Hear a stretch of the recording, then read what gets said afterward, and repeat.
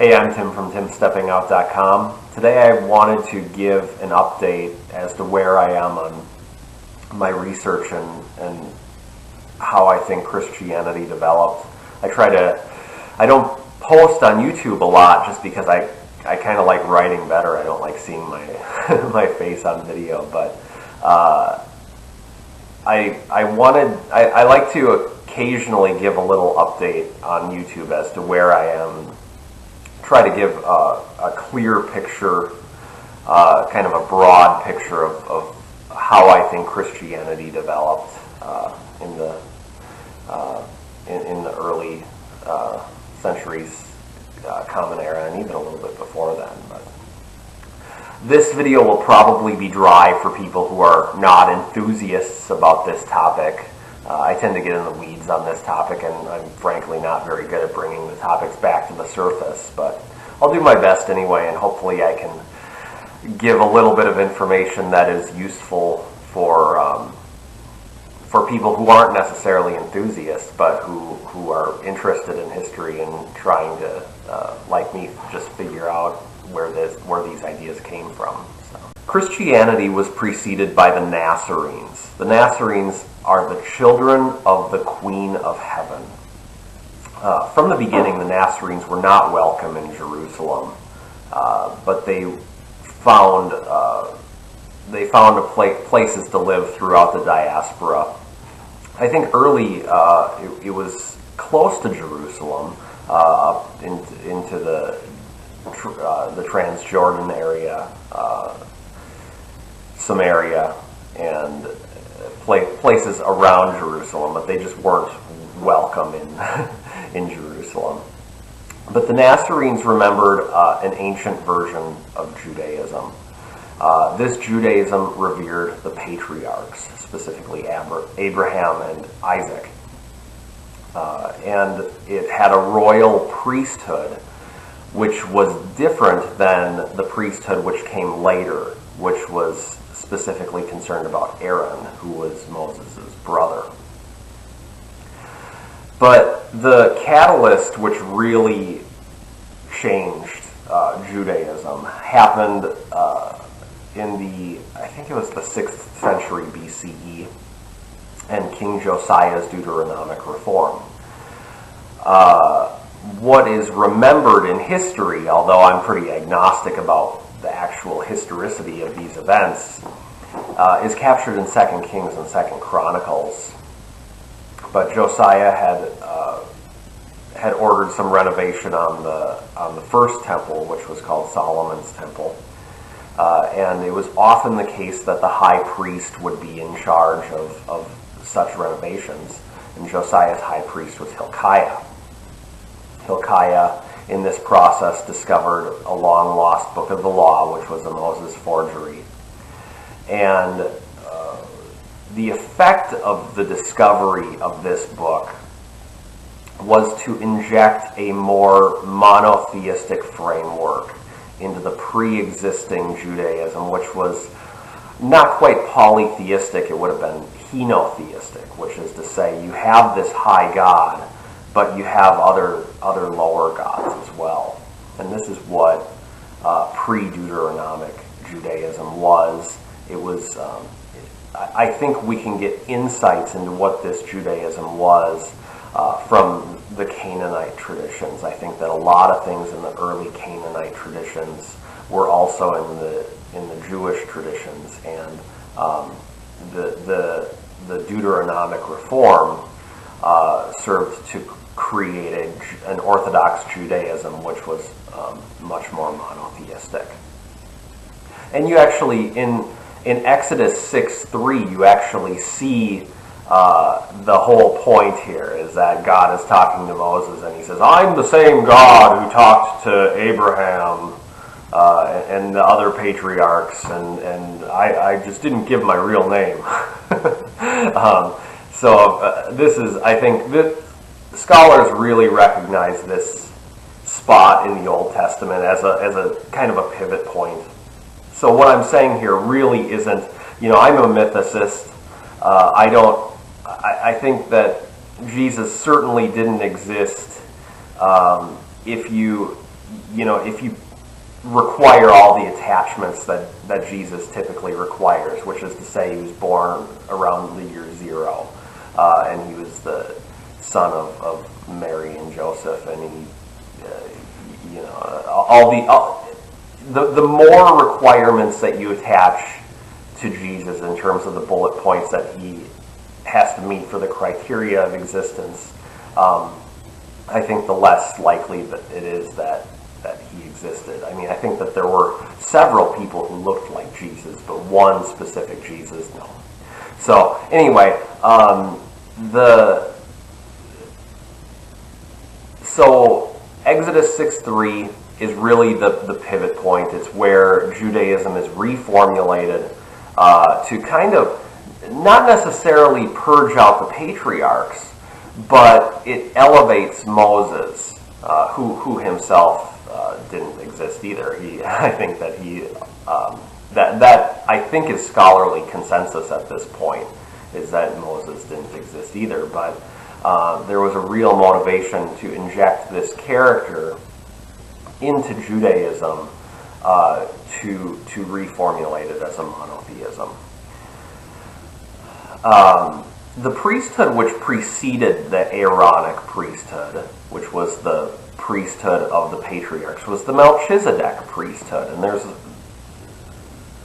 there are some significant differences between the Melchizedek priesthood and the Aaronic priesthood. I won't go into them here, but the other side of the coin of the Deuteronomic reform is that elements within the earlier orthodoxy get removed. Specifically, this reverence to the Queen of Heaven, who went by all kinds of different names, Ashera and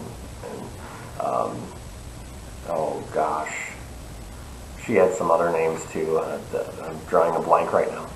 But Ashera had a son, and his name was Baal. Who in later versions of Christianity became Satan, which is a really interesting phenomenon. But I think that it's pretty easily explained, even in this framework, where we might presume that Baal, because of his being the son of the Queen of Heaven, would have been revered, and I think he was, and I think that he remained revered throughout early Christianity. But one of the ways that Ashera in this pre-Deuteronomic Judaism was revered is that she had a symbol which was a pole. It was called the Ashera pole, and it was the product of a tree. And so the tree that it was supposedly a product of was the tree of life, which was contrasted with the tree of wisdom. But the pole was stored in the Holy of Holies, which was this inner room in the temple, which could only be entered once a year and only be entered by the high priest. And so one of the things that happened during the Deuteronomic reform is that this Ashera pole was taken out of the Holy of Holies, and it was burned or otherwise decimated in front of the queen's most ardent followers. So one of the things that this pole was used for, at least symbolically, was to produce an anointing oil. There was oil extracted from this tree, and this anointing oil would be put onto the high priest's eyelids, and the oil that was put onto their eyelids would help them to have vision of wisdom, right? So the Queen of Heaven represented a heavenly wisdom that manifests on the earth. So one of the interesting parallels, and I don't think that it's accidental at all, is that the Christ means the anointed, right? And so what I think that the Christ was the return of the Melchizedek priesthood, and the Christ would be anointed with the oil of Ashera. One of the places that the queen shows up in actually the New Testament canon is in Revelation 12. She is the woman standing in the sun with her feet on the moon. She is chased out of heaven after a war erupts by a dragon. She gives birth to a Messiah who the dragon wants to eat. And she struggles along with her child to find long-term safety on the earth. She's chased by a seven-headed dragon, which resembles in pretty consequential ways the Canaanite monster Lotan, who was likewise a red seven-headed dragon. Lotan was owned by or controlled by the sea god Yam, who Baal eventually ends up battling in the Canaanite tradition and dies in the process. But the reason that he battles Yam is to release his mother from her imprisonment. Ashera offered herself as imprisonment to Yam because Yam was treating his subjects so poorly. And so Ashera, as a sacrifice, offered herself as a sacrifice to be imprisoned by Yam. Baal discovers this and goes to fight Yam, but has to fight the seven-headed dragon first. So in Revelation, the dragon attempts to eat the queen and her child, but both are protected. The child is taken up to heaven by God, and the earth protects the woman. The dragon eventually turns his attention to the woman's other children, who were the keepers. They are the ones who kept the law. This is where Nasar comes from. They're the keepers of the original law who remembered that ancient version of Judaism before it was corrupted. At least they would have called it corrupted. In Hebrew, Nasar means to keep guard or preserve. So the Nasarenes, the Nasar, actually did have Hebrew origins, which is to say that the origination of the faith had Hebrew speakers in it. But the children of the mother, the children of the queen, were the Nasar. They were the keepers, they were the Nazarenes.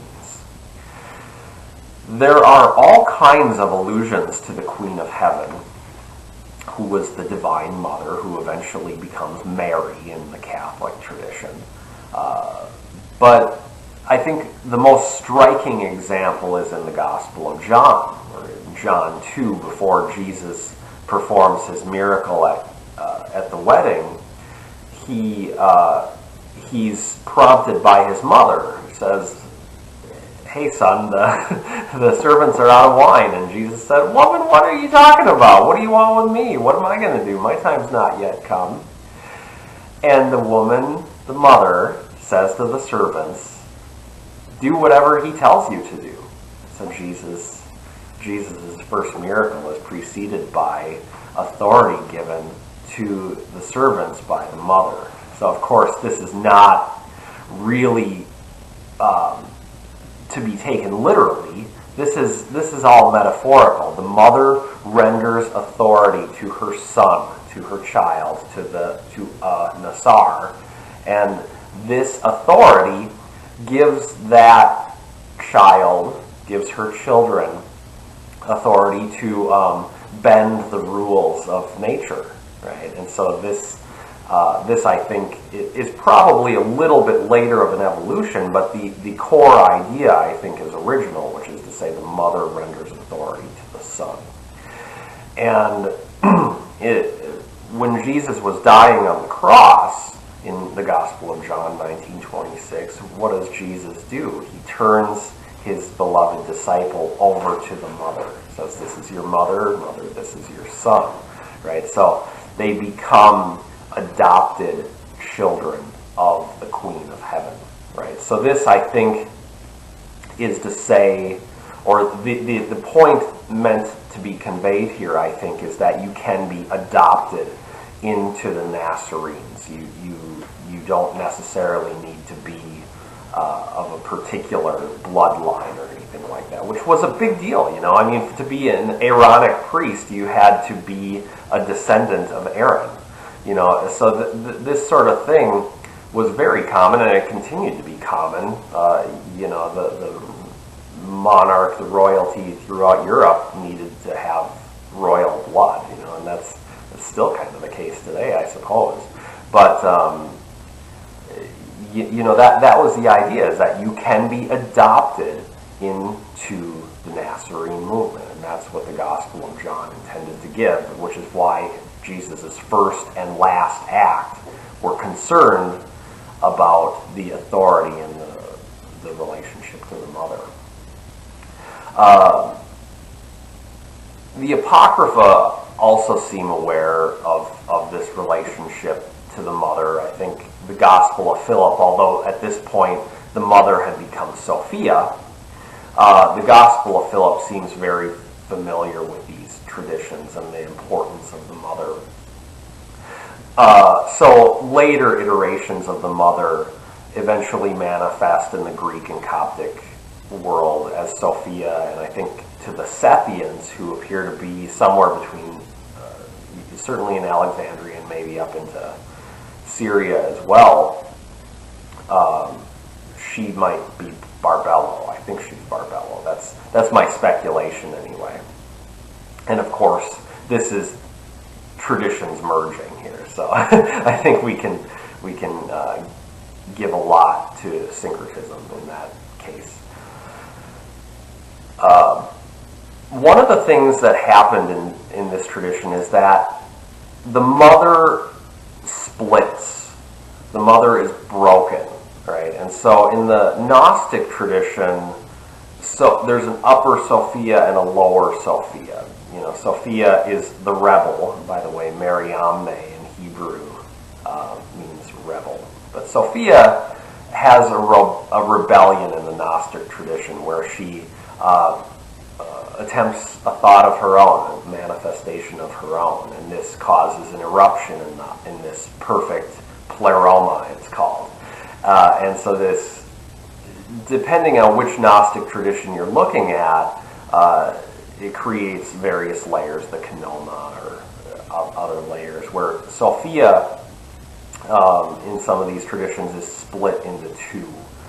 And this idea is prevalent throughout various Gnostic traditions. I mean, you see it in all kinds of whether it be the Valentinians or Sethians or whatever. You see this split of Sophia. But one of the things that I think is going on in the original Adam and Eve story, and I think Adam and Eve, it's obviously, despite it being early in the Bible, it's actually written quite a lot later. But I think if you read on the origins of the earth, which was found in the Nag Hammadi, I think that you're seeing some things in there which were part of the earlier tradition of Adam and Eve. One of the things that happens is that the archons, or the rulers, the creators of the earth, create Adam. And Sophia, Zoe, comes to breathe the spirit into Adam, which at the time in the story, Adam lay lifeless without any spirit, as if he were born from an abortion or something. He's just this dead thing on the ground. And Sophia comes and delivers his spirit to him, and she subsequently goes into the tree. And I think on the origins, it's the tree of wisdom, and I think that that's just explained by the Gnostic penchant to flip Orthodox traditions around. I think it was originally the mother was the tree of life, but in later Gnostic traditions she became the tree of wisdom, which is the contrasting tree in the Genesis story. But we also see this split, and I think that there is a lot of disagreement in the Nazarene movements. Another group that were called Nasarenes or Nasarai were the Mandeans, which were the John the Baptist cult, or the Mandeans still exist today, and what they exist at are remnants of the John the Baptist cult. And they were around the Transjordan for a while and into Mesopotamia. But the Mandeans in the Mandean book of John the Baptist have the story of John baptizing Jesus that is in the canonical Gospels as well. And the early interpretation of the Gospels that early groups such as the Ebionites and another group called the Cerinthians would have had is they had Jesus gets baptized, and the spirit of what I think is the Queen of Heaven, or perhaps her son, descends onto Jesus in the form of a dove, right? And so there's this link between this spirit, which is the Holy Spirit, which is occupying Jesus, and that's sort of this adoptionistic framework that I think were the earliest Christians. This is what compels Jesus. This spirit infesting him or living within him is the big deal in certainly the Gospel of Mark, which is by consensus the earliest gospel. But this is the idea, this is the worldview, that spirits live in people and they're driven by people, right? And so when in the Gospel of Mark, Jesus' family tries to lock him up, I think in Mark 3, the point of saying that, the point of writing that, was to say that this is altogether new for Jesus. Jesus had never done this before.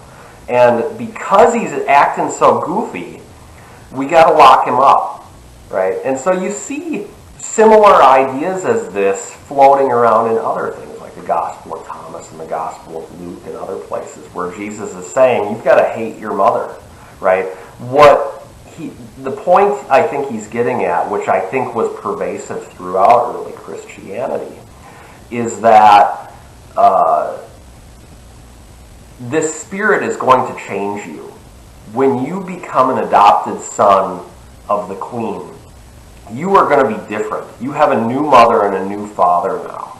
And you actually see inklings of that in, I think, the Gospel of Thomas, where there's some lost text in the Gospel of Thomas. There's some broken text, but I think it's saying that you have to hate your mother and father, but you have to love your mother and father. And what I think the point was here was the contrast between the earthly and the celestial mother and father.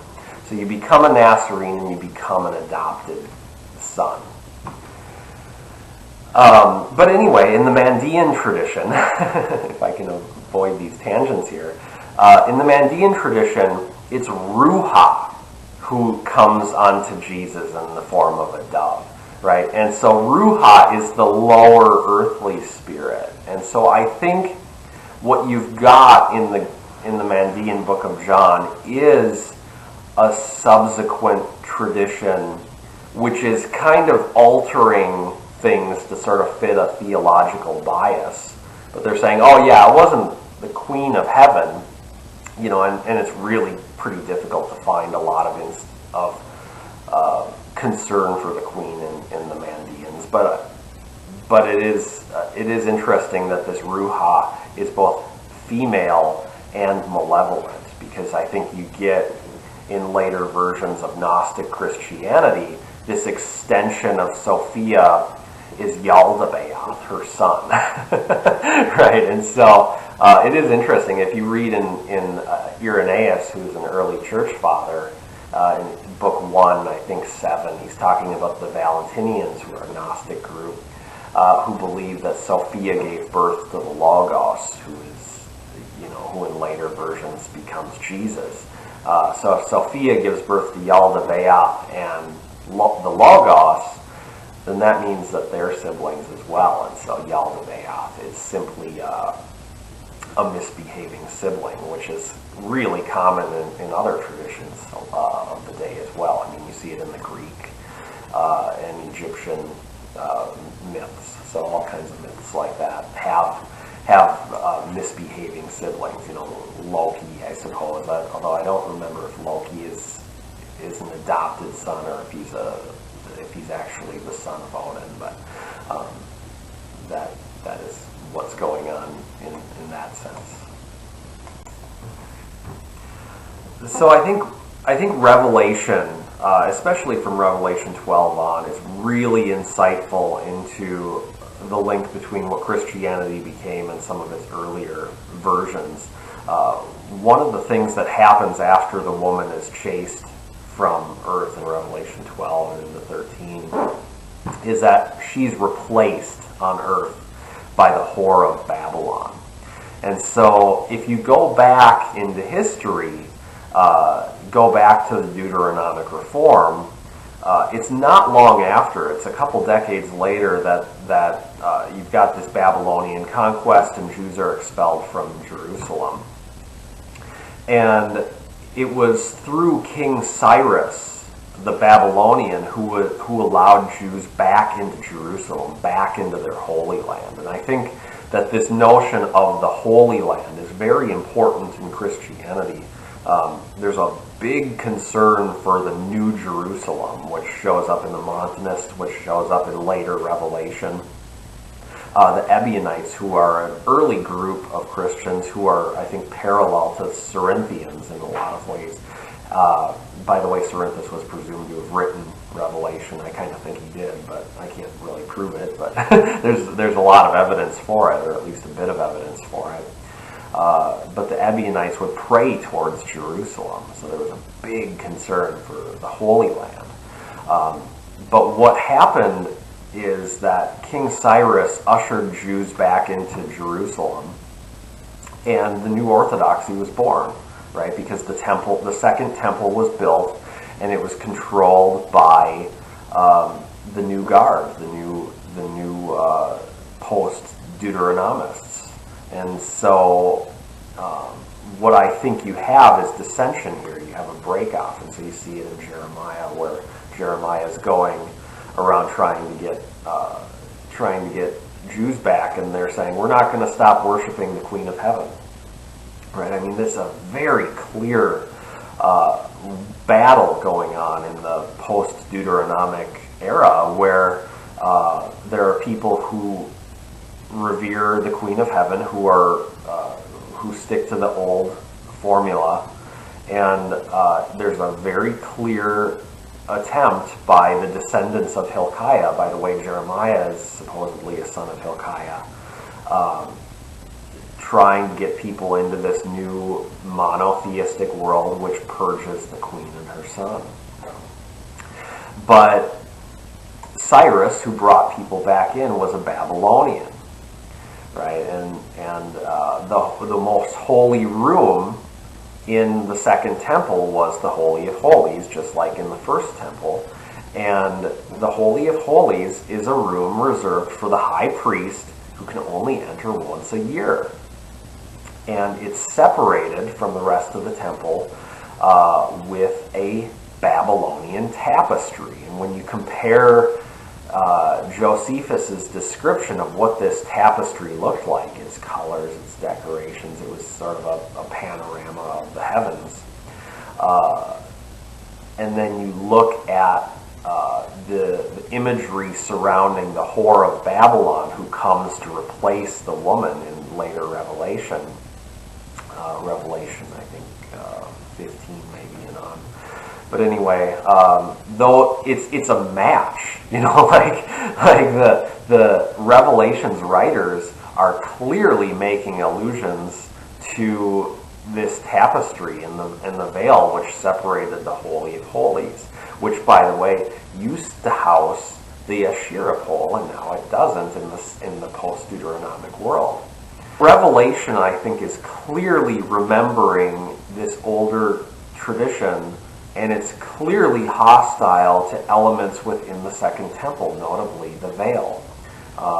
When you look at the purpose of the veil, it I think, symbolically to Jews, and you find this in Philo of Alexandria, and there's plenty of other places as well. You can find it in the Gospel of Philip.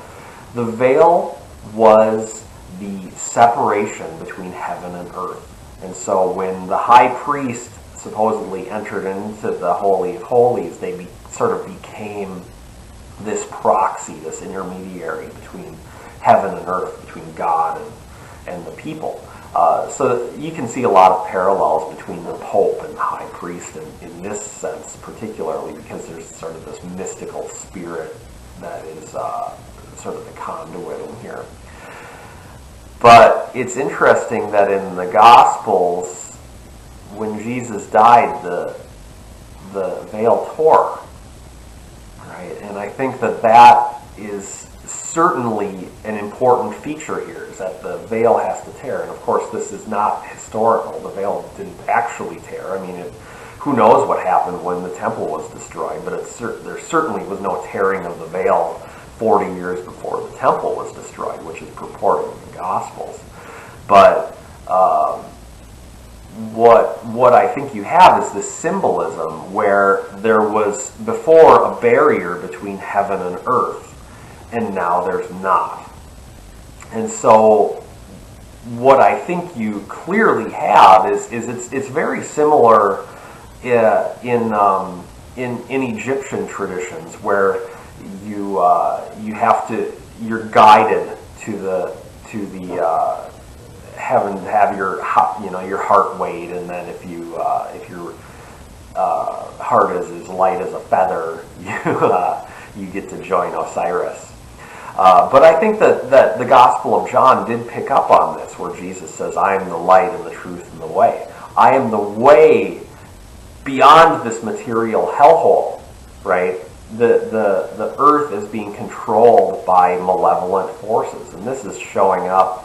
The fact that a similar idea shows up in the Mandean traditions and in the Gnostic traditions tells me that this is certainly what's going on in the Nazarene idea, is that the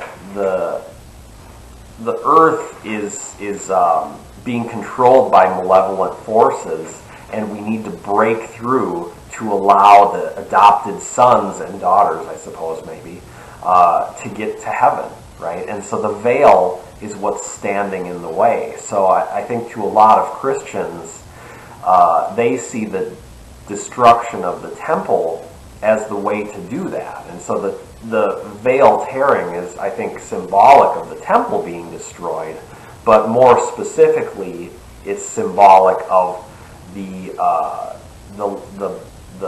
barrier between heaven and earth, or the lower cosmos and the upper cosmos.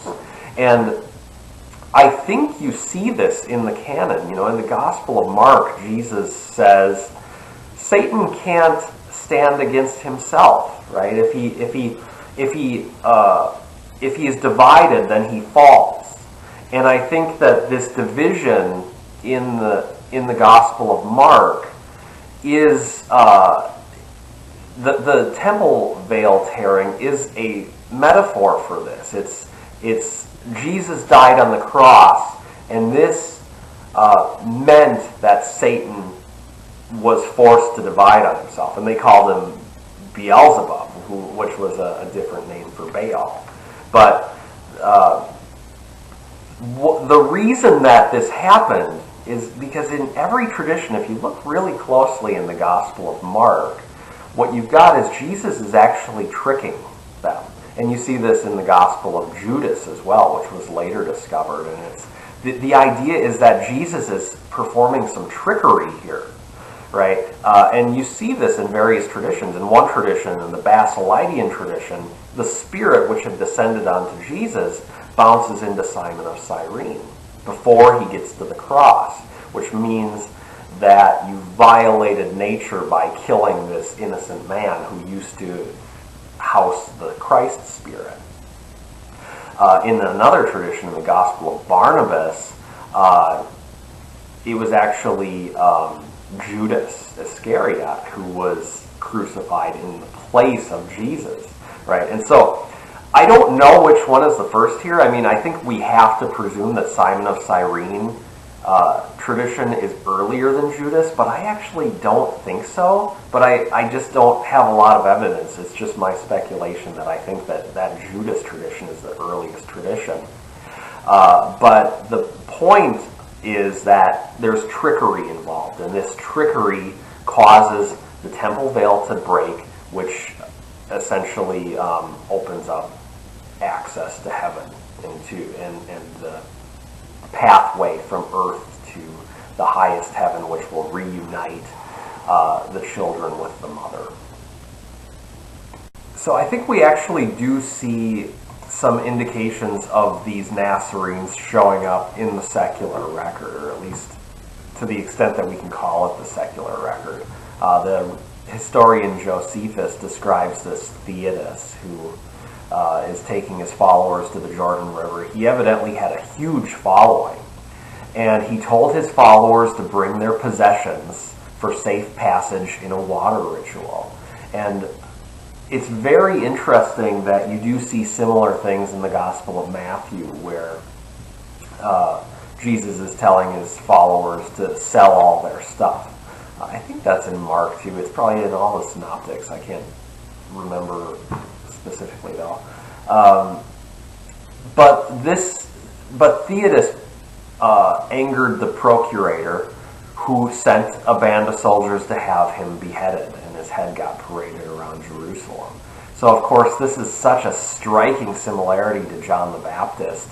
It makes me think, there's a couple reasons why I think that he is John the Baptist. One is there's a story in Josephus of John the Baptist, and I think that story must be a later addition, a later interpolation by someone else, because one would expect that if both of those stories, if both Theodos and John the Baptist were really historical, then Josephus would have mentioned that in the reference to the other. So like when he's describing Theodos, who was supposedly maybe like 10 years later, 10 or 15 years later, he would have said, oh, Theodos is ripping off John the Baptist, who Josephus seems to paint in an okay light. I mean, he seems to paint John the Baptist as a decent guy. And so he clearly is hostile to Theodos. He calls him a charlatan. But, you would think, and this is no proof of anything, but you'd think that he would say, oh yeah, he's trying to rip off John the Baptist's shtick here. But this Theodos is very interesting, and I find him very fascinating for a number of reasons. One, he shows up in the Acts of the Apostles in the canon. I think Gamaliel is talking about him and saying, oh yeah, he was a big jerk and he didn't do anything. But of course Gamaliel is in the late 30s and Theodos is in the early 40s, and so there's just all kinds of problems. Notably, another one is that he puts Theodos earlier than Judas of Galilee, who's in the year 6 or thereabouts. I think it's 6, or it might be 6 BC, but there's just all kinds of problems around Theodos in Acts of the Apostles, which makes you wonder, what is the author doing here? Clement of Alexandria puts Theodos as the disciple of Paul, who then teaches Valentinus. So in other words, Theodos is at the root of Alexandrian Gnosticism. Is that what Clement of Alexandria is saying here? One of the things that's very interesting is that Theodos rearranged as Thaddeus, who also went by Jude, which is another name for Judas. So one implication I've considered is that Thaddeus is Jude, is Theodos, is John the Baptist. Does that mean that Theodos is Judas? It's really kind of a stretch here, but I actually wonder if there's something like that going on, because if you read the Epistle of Jude, he's basically giving the same political framework as Paul is in Galatians. Read Jude. It's a real quick read. The Epistle of Jude and Galatians. Just read 1 through 3 of Galatians. You do this in 10 minutes and compare the two. And they're describing a similar sort of political back and forth where people are sort of infesting other groups and spying on them and stuff. But each of the authors has a different theological agenda. But what's interesting is that if Paul and Theodos have a student-teacher relationship, and I've presumed that Theodos was the teacher of Paul as opposed to Paul teaching Theodos, then what we might have here is the actual schism between the Christians and the Mandeans. So this Judas character, who eventually becomes this terrible, awful person, is actually Jude, is actually Thaddeus, is actually Theodos, is actually John the Baptist. So it's a real stretch, but I think it's really interesting. One of the things that another thing that the historian Josephus describes is an Egyptian who had thousands of followers, who came a couple years later, a couple years after Theodos, and he went to the Mount of Olives with his followers, and he claimed he could knock down the temple walls, right? And so that's so strikingly similar to Jesus in the Gospels. I mean, every Gospel has him saying that, and that he's following Theodos, and that now he's linked to Paul in Acts, who the Roman commander asks Paul if he's the Egyptian. So there's something going on here, and it could just be that Christian writers were sort of sticking themselves in history where they didn't belong. But I think that what we have are early Nazarenes kind of penetrating Jerusalem and getting kicked back out by the procurators, who were seeing them as problematic and who were likewise seen as problematic to the religious leaders, notably the Sadducees at the time in Jerusalem. So one interesting detail that sort of fits in is that this, when you're talking about between the 40s and the 60s in Jerusalem, and in the context of Christianity, you can't help but invoke the story that Josephus describes of this James, who was killed by Ananus ben Ananus when the procurator was out of town. Albinus was out of town. And Ananus, the high priest, has this James stone. And in Josephus it says James is the brother of Jesus who was called the Christ. And I've made the point before that I think this was a redaction, and it was actually James was the brother of Jesus Bardamnius, who Albinus appointed as the high priest after he kicked out Ananus ben Ananus for calling the Sanhedrin, which was their trial system, because you can't call the Sanhedrin without the procurator there. And so one wonders if, you've got around 44 Theodos, and you've got in the early 50s the Egyptian, who both of whom seem to have thousands of followers, and then a couple of years later, maybe 8 years later or so, James is stoned for pissing off this Sadducee high priest.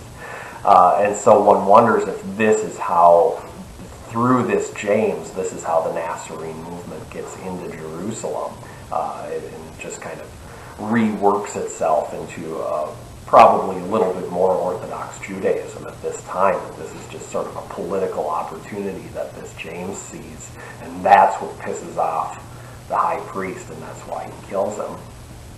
So that's just a speculative little fun with history thing, but I kind of think that's the case, because I don't think that Christianity really originated in Jerusalem. I think that it's just outside on the fringes, and it really takes off in the diaspora because it just fits so well. One, with diaspora Jews who probably had better memory of these earlier traditions, and And if you're in Jerusalem, you're always at risk of getting killed by a zealot or something, or a Sicarii for not having the proper reverence to the law and to the Holy Scriptures. So that's really all I have to say today. I know that this has been a pretty long-winded video, but this, I think, in my mind, this is what the real history of Christianity is. And these are what the traditions were. It was sort of a rebirth, a rethinking of some of these older traditions, and subsequently meeting other cultures and other philosophies, notably Platonism, but also some interaction with the Greek world and the Egyptian world, and that's kind of what you get is a hodgepodge of theologies eventually coming together probably by the late 2nd century, early 3rd century. I think you get a lot of this stuff kind of cemented via a synthesis, once Irenaeus and others come in and sort of are happy to sort of Judaize Christianity, but leaving some of the Valentinian and other mysteries that were sort of inherent the whole time. So anyway, thanks for watching.